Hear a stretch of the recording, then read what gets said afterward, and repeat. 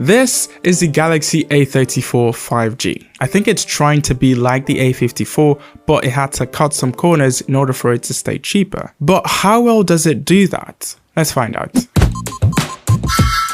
The most glaring cut corner has to be the notch at the top. It's one that the A30 series has clung to for a while now, and although I understand why Samsung is doing this, it is weird to see anything other than a hole punch cutout on a phone at this price point. Like, they can actually put a hole punch on this, but if they did, how would you differentiate this from the A54? Especially because the display specs are somewhat identical. AMOLED, 120Hz, 1080p resolution, 1000 nits of peak brightness, Gorilla Glass 5 protection, like these are pretty respectable specs. So even though that notch is atrocious by 2023 standards, the quality of the display kinda makes up for it. Or at least that's what I think. Size is also different this year. It's now bigger at 6.6 inches, which to some might be a good thing and to others might mean it's now a two-handed phone. So even with the notch, the display is still solid.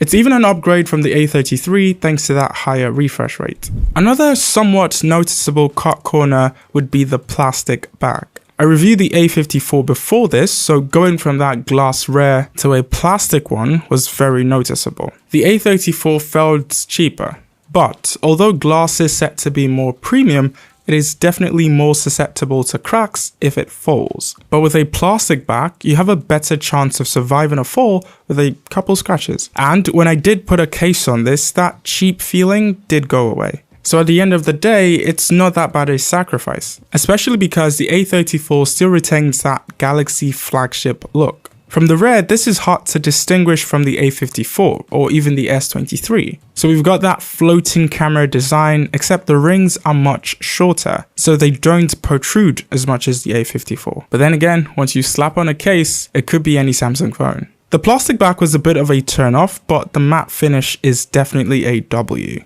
And just like the A54, the build quality on this is solid. It's very sturdy. It also has an IP67 rating for dust and water resistance. It also has 3 mics, 2 speakers, the bottom one does the heavy lifting, a Type-C port for charging, no headphone jack, it's never coming back. Then the power and volume buttons on the right side, and a microSD/SIM card tray at the top. It's a hybrid SIM tray, meaning you either have 2 SIM cards and no SD card, or 1 SIM card and 1 microSD card. Just like the A54, this has an optical under-display fingerprint reader. It's not the fastest, but it works really well.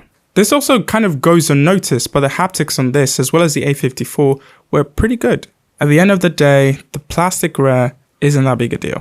What about the cameras? Well, this has a 48 megapixel main camera, an 8 megapixel ultra-wide, and a 5 megapixel macro camera. Photos look okay. At times it looks over-processed, and other times it gets it right. So a little inconsistent. It does handle the skies really well though. Colors for the most part are accurate, but sometimes they are a bit exaggerated or oversaturated.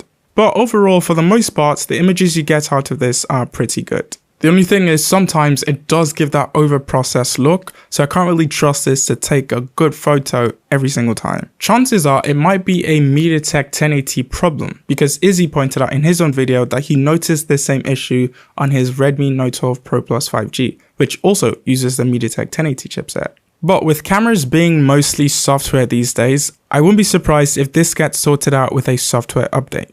This shoots up to 4K 30 frames per second on both the rear and selfie cameras. The footage looks really good and also really stable to me. But for even smoother video, you can turn on super steady modes, but then resolution drops to 1080p. I would love to know your thoughts on the photos and video taking on the Galaxy A34.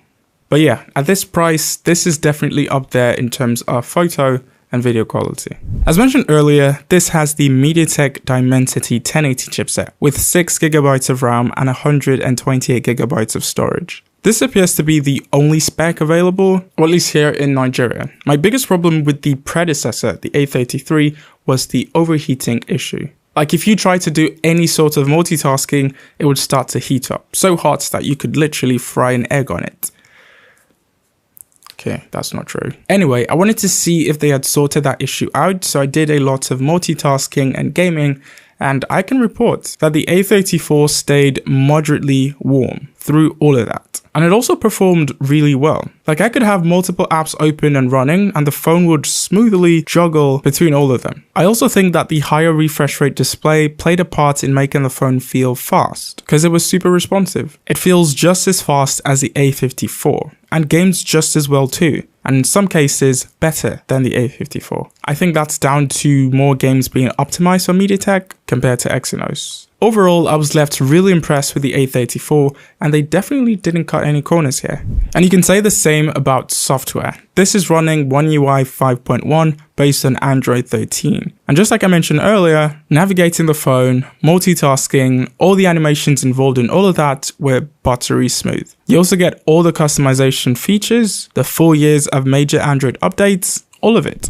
What about battery life? Well, this comes with a 5000 mAh battery, which honestly lasts an entire day with light to medium usage. If you really want to kill it in a day, you can, but if you're doing an hour or two of gaming, social media here and there, watching a couple episodes of your favorite show, this would last you well enough till you get home to a charger. So that's the A34 5G, and it costs 236,000 here in Nigeria, or about $300. And to answer the initial question raised, Samsung did a really good job with the A34. As a successor to the A33, this feels like an upgrade, or should I say, refinement. The new design makes it look really polished, the overheating issue has been resolved, and performance is buttery smooth. And then when you put it side by side with the A54, this kind of feels like a better deal. Not the better phone, but the phone that gives you more value for the price that you're paying. So that's my Galaxy A34 review. Thank you guys so much for watching, and I'll see you when you see me.